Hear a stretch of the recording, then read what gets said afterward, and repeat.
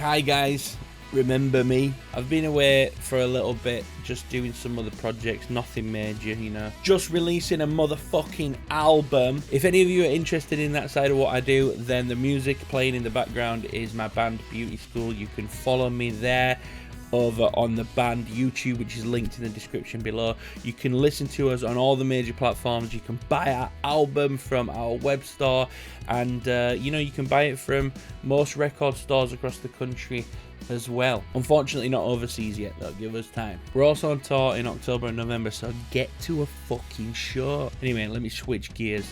This is VGT time.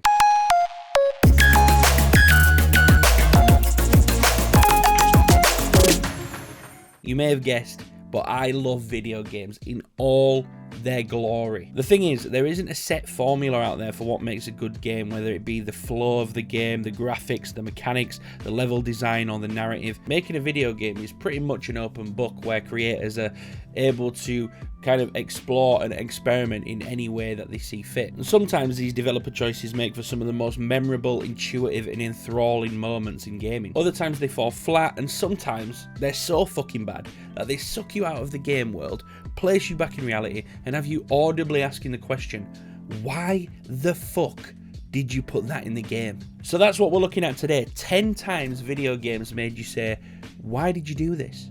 What the fuck were you thinking? Number 10, following the blood trails in Max Payne. The PS2 era was a fantastic time to be a video game fan. It was a transformative time, on par in my opinion with the jump from 2D to 3D in the 90s. That being said, it was an incredibly experimental time for devs, and Max Payne was one of those games that just took everything we knew about action games and turned it on its head. Whilst games before it dabbled occasionally in time manipulation, Remedy Entertainment's Max Payne was the first to really pioneer what we now know as bullet time. Effectively, slowing down time to perform kills with pure finesse, making killing art. It was fantastic, absolutely fucking revolutionary at the time. Every moment of the game that allowed you to do this was pure joy. Now, those of you who've played Max Payne will understand me here, but those of you who haven't, it's worth mentioning that the movement controls in this game were janky, even for the time. But you know, controls weren't as refined at the time, and being that Max Payne's signature move was jumping sideways and spraying lead, the character was kind of always fixed in this awkward position where the top half of his body was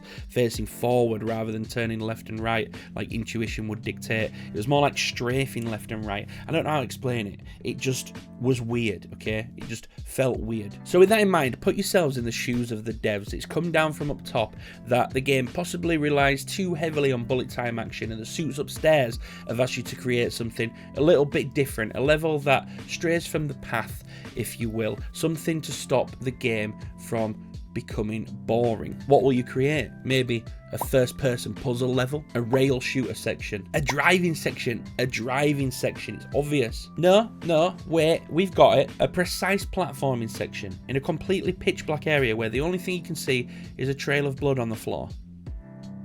Yeah, we can make it split off into different sections with no real indication of which is the right way to go. And they'll have to make precise jumps from each of those platforms, and the area on which you can land will just be stupidly small. What about the soundtrack to go with it? How about a baby crying?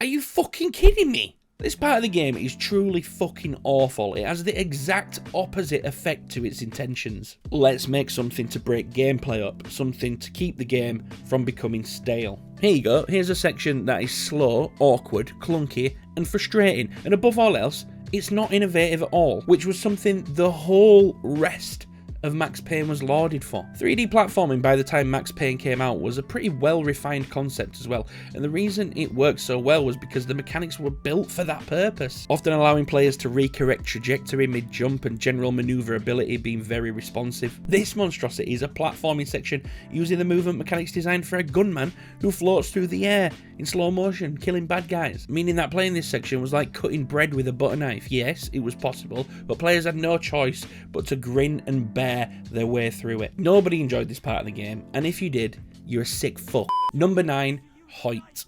Far Cry 3. Doing this long before you were born, kids. Bring it on! Video game antagonists are so important to get right. They carry the tone throughout the whole game. They act as the motivation to reach the end of the game for that all-important chance to take them down in a final boss battle. Remember the main antagonist from Far Cry 3? The iconic Vaas. Equal parts maniacal, diabolical, yet calm and subdued, making for one of the most impactful and genuinely terrifying main antagonists in any game to date. You'd be hard-pressed to find a list of best video game villains and not find Vaas on that list. Well, guess what? You remembered it wrong. Vaas was not actually the main antagonist in Far Cry 3. In fact, you kill Vaas a little over 2/3 of the way through the game. The real antagonist in this game and the final boss, Hoyt. Who the fuck is Hoyt? Well, Hoyt is basically an extra in the rest of Far Cry 3.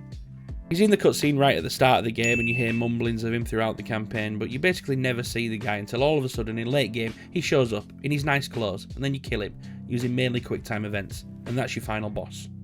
Why? I just spent 2/3 of one of the best first-person shooter games I've ever played in this cat and mouse situation with one of gaming's best ever villains, and then it just ends. And I've still got 1/3 of the game to go. Thankfully, Citra and her tribe make the rest of the game a great experience, but you just can't help but feel let down by the lack of a proper antagonist, especially when the one you've had for most of the game was so goddamn good. So why? Why did you kill Vaas off so early and replace him with this sort of hollow body that no one gave a fuck about? Could it not have been written in such a way that allowed Vaas to fulfill the role he was destined for? It's just a strikingly odd decision. It's almost like they didn't realise what they'd created with Vaas. Number 8, Hestus' Gift, The Legend of Zelda Breath of the Wild. Sometimes video game creators are trolls. The temptation is too strong not to put something in there just to see if they can get a rise out of players. The pendant in Dark Souls that literally does nothing. Those of us that tried to romance both Triss and Yennefer in The Witcher 3. The time that Hideo Kojima swapped out Snake for a whining man-child in Metal Gear Solid 2. All of those were mildly frustrating at the time, but easy to see the funny side in the long run. But one stands tall above the rest. A prank on players that stank in every sense of the word. And that is Hestus' Gift on The Legend of Zelda Breath of the Wild. Now let's get one thing straight. This game is an absolute masterpiece. It is the textbook example of an open world that's genuinely addictive to explore. It's what the whole game is built around, being that a large portion of the game is to literally go find locations based on just pictures that you've been given. The world is just enthralling, packed with ancient ruins and shrines and secrets. Every moment you explore this rendition of Hyrule is a joy, and the developers knew it. So one such secret that you're able to hunt down and collect on the game are these cute little Korok seeds. And there are 900 of them to find. Yes, you heard that correctly. 900. 900. It's an absolutely obscene amount of anything to collect in a game, but there is a motivation to do so. You can trade them in with the NPC Hestus, who will reward you with additional inventory slots so you can carry more items. So, you know, really fucking useful. The thing is, if you decide you want to take on the grind and max out your inventory slots, you'll need to find all 900, right? Wrong. It will take you 441 Korok seeds to max out your inventory on Breath of the Wild. Still a monumentous task, yes, but less than half of the amount that are actually in the game. Well, that being said, the price for collecting all 900 must be fucking insane, right? Wrong again. Well, kind of. It is fucking insane. Really fucking insane. As in, are you fucking insane? You made me waste literally hundreds of hours scouring around this huge open world that you've created to find 900 hidden items, to take them to the NPC, to be rewarded with this. A shit. A shiny gold shit. Yeah, upon finding all 900 and visiting Hestus, you'll be offered Hestus' Gift. A shiny gold shit. A literal smelly shit. The game even references the stench. But wait, maybe it has a purpose. Maybe it can be sold for untold riches. Maybe somehow it stops your weapons from breakings or exponentially buffs your stats. No, wrong again. It literally does one thing. Stinks. Number 7, Tickle Torture, Metal Gear Solid Peace Walk. If you're anything like me, you're a Metal Gear Solid obsessive. You've played every entry in the series multiple times over. In 2019, you travelled to Tokyo and picked up Japanese versions of all the games, even bought some Japanese consoles to play said games on. No, Just me then? Well, if you are familiar with the Metal Gear series, then you'll know that they're some of the most incredible games ever made, full of deep, dense, politically charged stories, corruption, bipedal nuclear tanks, blood, guts, gore, and some of the most harrowing torture scenes in all of video games. Not the ideal set of characteristics for a game aimed at children, which is why you might find it surprising to know that Sony executives in Japan wanted to do exactly that. They wanted to create a Metal Gear Solid game that could be accessible for children, and they decided to do it with Metal Gear Solid Peace Walker. Yeah, that's right. So unlike the European and US versions of Metal Gear Solid Peace Walker, the Japanese version is actually censored to try and make the game appeal to a younger audience. Have you ever played Peace Walker? I mean, if anything, Peace Walker kind of doubles down on the hyper-political, hard-to-follow stories. They're hard to follow for an adult, let alone a child. Not to mention that in order to really understand what's going on in Peace Walker, you have to have played and completed Metal Gear Solid 3 Snake Eater. For the day we see new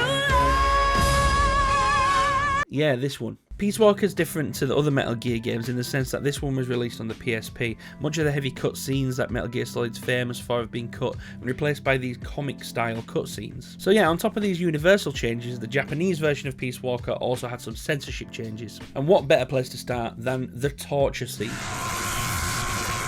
Oh, so they just got rid of it? No, don't be silly. That would make way too much sense. No, the torture scene is well and truly there, but instead of the electrocution rods used to electrocute Snake, they've been replaced with tickle rods. Tickle rods. Rods that tickle Snake into submission. And I say replaced, really, they haven't been replaced at all. It's the exact same animation, and it's painfully obvious what they are. They're just explained away in dialogue as tickle rods, and the frantic screams of Snake have been replaced with hysterical laughter.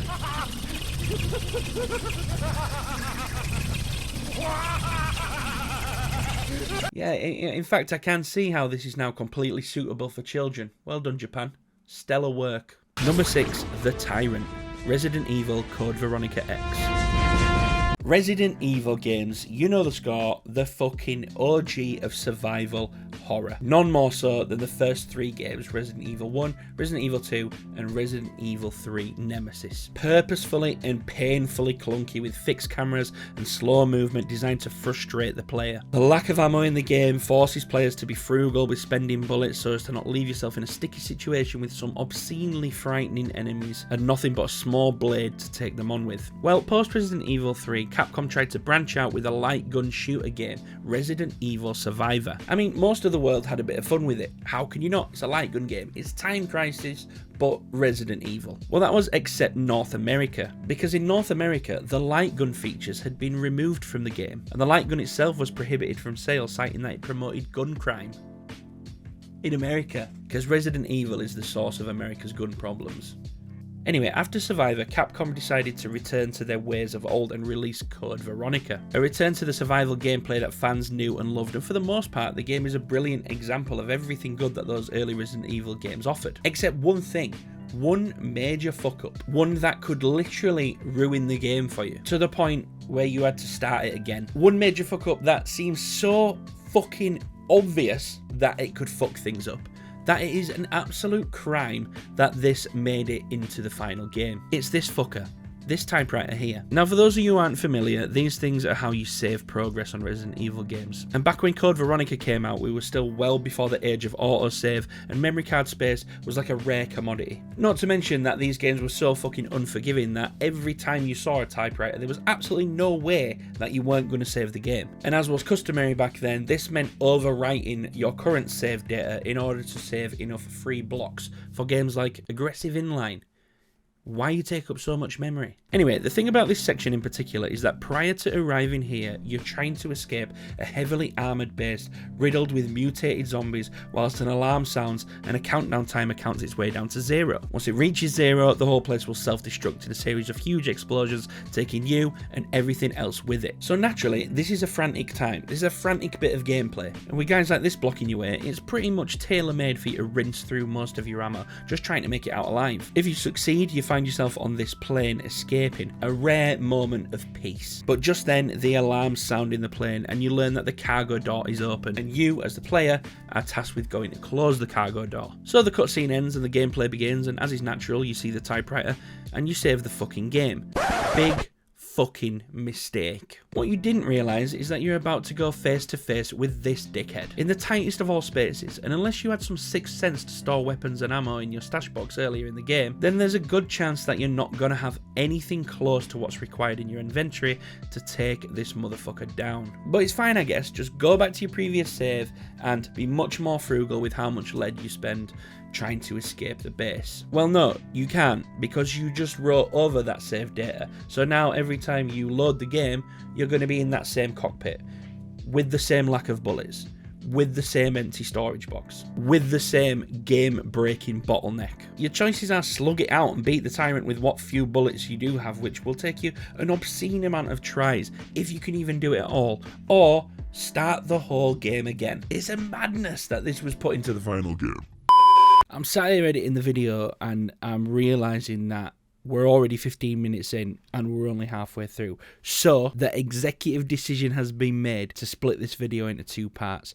So if you've enjoyed what you've seen so far, please leave a like. If you're new to the channel, please consider subscribing and check back soon for part 2.